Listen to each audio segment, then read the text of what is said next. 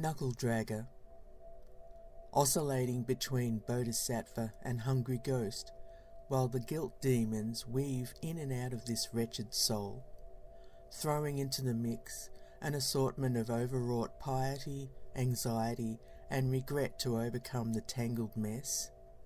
Sidestepping this monster every now and then, I become the dutiful wife with a beautiful life, earnestly striving to maintain the facade and going through the motions, obsessing about unnecessary details, wasting time making lists and planning for events which rarely eventuate. All this to evade the internal monsters, while projecting the angel who is oh so concerned, helpful, compassionate, and mostly trite. All the lost souls ask, what is the meaning of life? There are only two possible answers to this pointless question: to create a meaningful life, or there is no meaning. The latter is to say, we are an evolutionary mistake, a blight on the earth, teeming like maggots as we destroy the world and each other. I say this with a mind full of despair at growing older. Therefore, some would rest assured that this is my motivation for such darkness. Anger at the ever-encroaching demise which looms on the horizon like a black hole. All levels of existence rely on the state of mind over matter. If I maintain a sunny disposition, then my life will be a happy one. This veneer of positivity is a cruel trick. The world is on fire and we fiddle like Nero. We smile, laugh and joke our way through the life to fend off the inevitable doom, turning a blind eye to chaos and horror. Good luck the activist spirit, which hopes against hope that all the protests and petitions will shift the paradigms.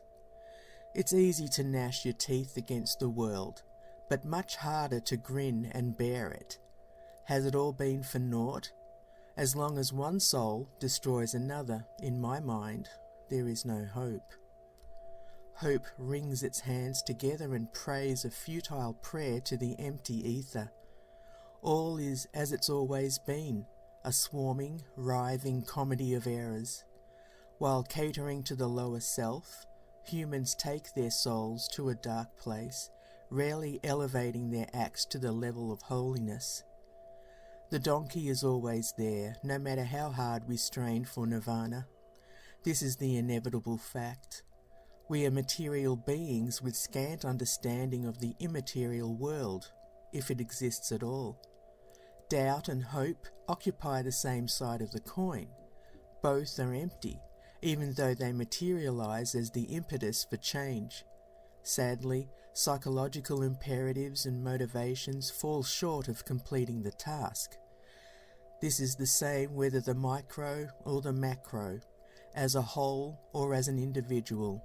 We cannot ensure that everyone is on the same page. Evolution drags its knuckles, while the cancer eats away at our planet. What was the point of a higher consciousness for humans? Did the Christians have it right when they said that to eat the fruit from the forbidden tree of knowledge would be the downfall of humankind? Would it have been better to have remained as an animal or an obedient slave to an invisible God? We can try to prove our greatness by pointing to great works of art, scientific discovery and philosophical thought. Where has that taken us? While the earth burns under the feet of ignorant, greedy and savage humans, while children and animals are starved and abused, we continue marching towards the greatest lie, that we will be redeemed and rewarded. As everything stands right now in my mind's eye, there is no light at the end of the tunnel. Let's say that miraculously tomorrow everything changes from disaster to joy and peace. If a god or an alien were to come along and wave a magic wand or point a laser beam, repairing the whole world and changing the inhabitants to angelic beings, what would it be like? Would life have meaning then? Would some of us become bored with the status quo? If I break that down to focus only on my own state of mind, Would I find peace? I try to surround myself with good experiences and positive people. I try to generate only happiness and do my best not to react negatively to those who are less involved or less evolved than I assume I am.